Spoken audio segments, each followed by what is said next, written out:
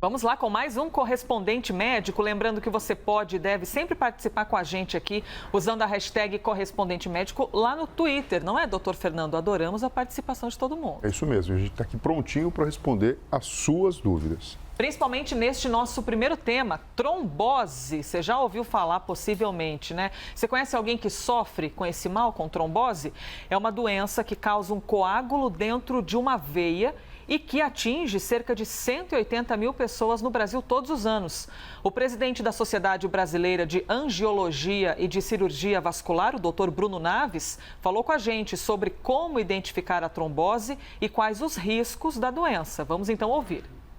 Se a gente tiver um edema ou um inchaço de uma perna só, de repente, acompanhado ou não de dor, para começar a desconfiar.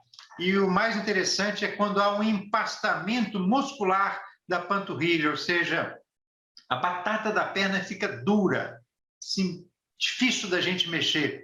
Então você sente nitidamente que alguma coisa diferente está acontecendo. Nessa hora é muito importante procurar auxílio médico, pois esse coágulo pode se desprender, aumentar e chegar até o pulmão, dando um quadro de embolia pulmonar que é extremamente grave. Doutor, então a trombose pode gerar uma embolia pulmonar? Vamos entender todas essas conexões aqui com o doutor Fernando Gomes, principalmente com alguns fatores que podem causar esse mal nas pessoas, né, doutor? O próprio nome já dá dica para a gente entender, né? Trombose vem de trombo, né? Que é a formação de um coágulo que entope uma veia, que são os vasos que levam o sangue da periferia do corpo para o coração. O lugar onde mais se tem a questão da trombose estão nos membros inferiores e a gente chama isso de trombose venosa profunda. Fatores de risco: idade com mais de 40 anos, mobilidade reduzida, então a pessoa ou por ser sedentária ou porque tem algum problema de saúde que faz com que ela se movimente menos. Lembrando que a panturrilha são consideradas o coração dos membros inferiores, então a cada passada que nós damos, os músculos gastrocnêmios, eles fazem um papel de compressores e propulsores do sangue para cima. Histórico prévio ou familiar de trombose, a presença de varizes no próprio organismo da pessoa e o peso acima do normal, a própria obesidade. Uma vez que existe essa formação de coágulos, onde não deve existir, tendo toda aquela manifestação clínica, como o empastamento, principalmente unilateral, a perna ela fica maior, mas é demasiada, dura, vermelha e muitas vezes mais sensível, existe a possibilidade do desprendimento desse coágulo, desse trombo que está dentro de uma veia no membro inferior. Esse trombo ele viaja por dentro da veia cava e chega até o coração, impactando depois então no pulmão, causando um problema grave chamado embolia pulmonar. Chegamos então na embolia pulmonar. Então a gente está falando, doutor, de um problema que pode ter algumas consequências e uma delas é a embolia pulmonar. Por que eu lhe pergunto isso? Quem tem esse problema de trombose não exatamente acaba tendo uma embolia pulmonar, pode acabar sofrendo de outras consequências. Sim, a gente sabe que a trombose, primeiro, ela não acontece só no membro inferior, ela pode acontecer... Pois é, isso que eu queria lhe perguntar. Pois é, ela pode acontecer nas veias do cérebro e a gente teria aí uma trombose venosa cerebral, em outras partes do corpo também, mas quando a gente fala da trombose venosa profunda em membros inferiores, a questão da embolia ela é tão séria que representa uma importante causa de óbito. Então você pega, por exemplo, um paciente que tem lesão na medula e, portanto, não mexe direito os membros inferiores, teve um trauma grave. O próprio trauma, ele provoca uma reação inflamatória tão grande no corpo que predispõe o próprio sangue a se coagular de uma maneira mais fácil. Associado com o fato do indivíduo ficar mais deitado, aumenta a chance de formar trombos. Mas, doutor, perdão, esse trauma grave nos membros inferiores a gente está falando ou em qualquer lugar do corpo? No trauma em geral, por exemplo, uma pessoa que foi atropelada, até mesmo uma cirurgia de grande porte, para o organismo que não reconhece o que está acontecendo, é encarado como um traumatismo grave. Por isso que existe uma preocupação muito grande de todos nós, cirurgiões, em cuidar para que o paciente não desenvolva uma trombose venosa profunda no pós-operatório, mesmo que a cirurgia, por exemplo, seja na cabeça, seja uma cirurgia neurológica. Mas o fato de existir essa questão de não ter a mobilidade e todo esse processo inflamatório aumenta a chance que isso aconteça. E algumas medidas são tomadas de uma forma que você evite a formação desses coágulos. Condições cirúrgicas e clínicas, aqui eu dei exemplo das cirurgias, e isso independe da faixa etária, mas é lógico, pessoas com mais idade, com sobrepeso, acabam representando um fator de risco adicional. Câncer e quimioterapia. porque a gente sabe que a própria coagulação do sangue, ela tem relacionamento com as plaquetas, com os fatores de coagulação, com a estase sanguínea, ou seja, o sangue ele tende a ficar mais parado e até mesmo com a desidratação. E durante todo o processo relacionado ao tratamento do câncer e à própria existência de células neoplásicas, existe uma predisposição para que os trombos se formem. E viagens longas, aqui fica aquela orientação, né? A pessoa vai fazer uma viagem muito longa, Elisa, pode ser de avião, pode ser de barco, pode ser de ônibus, pode ser de carro. De tempos em tempos, a recomendação é que a pessoa se movimente, ande um pouco, faça alguns exercícios. Porque, como eu disse, né, as panturrilhas representam o coração do membro inferior. E quando o sangue tende a ficar parado, existe uma chance maior de que ele venha a se coagular e a formação de trombos venha a aparecer. Interessante poder ouvir tudo isso. Doutor, o senhor estava falando e eu estava aqui pensando que muitas pessoas passam por momentos que não deve ter relação com a trombose, mas, por exemplo, alguém que fica muitas horas em pé, mulheres de salto alto, às vezes acaba ficando com o pé inchado, as pernas mais dormentes. Quando você encosta na pele, vem uma vermelhidão diferente que demonstra uma circulação ruim, né? Quando você está ali com a perna até dolorida. Isso é uma coisa que não tem nada a ver com trombose. Não quer dizer que a pessoa tem predisposição ou já poderia ser um sinal. Sim, Elisa, mas você tocou num ponto bastante importante. Os cirurgiões vasculares geralmente orientam para pessoas que passam tempos prolongados numa mesma posição, muitas vezes de pé, como você deu exemplo, né? Aquela pessoa que é atendente e fica o dia inteiro ali tendo que estar bonita, elegante, de salto e não pode fazer muita movimentação além do normal. A primeira coisa é tente sempre se movimentar e beber água, isso já ajuda. Mas a utilização de meias de compressão diferenciada de uma meia normal facilita o trabalho do próprio organismo em remover o líquido que chega de uma forma mais fácil nos membros inferiores, por uma simples questão relacionada à gravidade e que tem, pela questão da pouca movimentação durante aquele ofício, o seu retorno venoso garantido. Então, assim, movimentação, ela faz todo sentido. Chegou em casa, ou tem uma chance de elevar os pés, isso ajuda. A ideia é você favorecer o retorno venoso, favorecer o trânsito do sangue para que ele fique menos parado e exista menos chance da formação de trombos. Movimentação após cirurgias e meias de compressão. Isso aqui de uma forma bastante precoce, quer seja de uma forma passiva pela fisioterapia, a gente orienta que isso aconteça nas terapias intensivas, ou então até mesmo existem máquinas pneumáticas que fazem esse trabalho que basicamente consiste numa massagem para que mecanicamente você estimule o retorno venoso das extremidades inferiores para dentro da cavidade abdominal e da cavidade torácica. O senhor falando, eu estava aqui pensando nas profissões que ficam muito tempo em pé. Primeiro eu lembrei dos frentistas, mas o frentista até que fica para lá e para cá entre o carro e outro. Aí pensei nos seguranças, por exemplo, que ficam às vezes 10, 12 horas parados em um mesmo lugar. E é muito comum você passar por um segurança e ele está aqui balançando a perna um pouquinho, né, para dar aquela esticada. Então tem gente que tem profissão que naturalmente acaba se expondo a ficar muito tempo de pé e é importante ficar atento a isso, né, doutor? E aquela orientação, né? Sempre que der, tiver aquele momento de repouso, elevar as pernas, utilizar meia de compressão e se exercitar, né? Ninguém fica 24 horas no ofício, então quando tiver o seu tempo, na verdade, não esquecer de praticar a atividade física regularmente. Próximo assunto, próximo tema aqui para nossa conversa. Você já se perguntou por que uma pessoa fica sem olfato mesmo depois de curada da Covid-19? Tem gente que passa por isso, né? Fica meses assim. Uma pesquisa divulgada na revista Science mostrou que isso pode ocorrer porque resquícios do coronavírus e células infectadas continuam no nariz, mesmo depois da cura da Covid.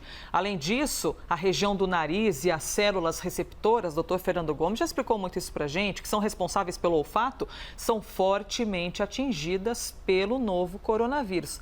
Doutor Fernando Gomes, tem até uma palavra que a gente ficou quase que craque aqui, anosmia, palavrinha difícil, diferente, mas como passou a fazer parte da nossa vida, hein? Sim, ela representa uma alteração da percepção do olfato. Aqui tem um desenho que fica muito fácil da gente explicar. Então aqui a gente tem uma cabeça cortada pela metade e aqui a gente vê a cavidade nasal. Nessa parte superior existe uma estrutura chamada lâmina crivosa, onde os nervinhos que fazem parte do primeiro par craniano, chamado nervo olfatório, existem. O coronavírus, ele tem uma predisposição, ele tende a encontrar nessas células, que representam o neuroepitélio relacionado com o olfato, uma facilidade de assestamento.